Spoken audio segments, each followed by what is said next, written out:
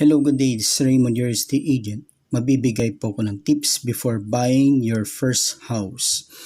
Una po is pay all of your debts. Bayaran lahat ng utang, either short-term loan or debt ng Pag-ibig or ng bangko.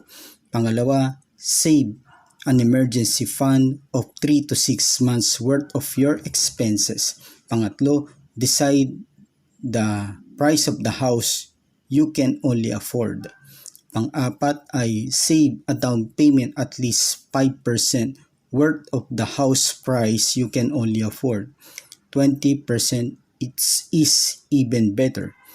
Kung hindi afford ni home buyer ang bahay na kanyang gusto ay magantay at mag-save ng mas mataas na down payment para ang babayaran niyang monthly amortization sa Pag-ibig or sa bangko ay mababawasan.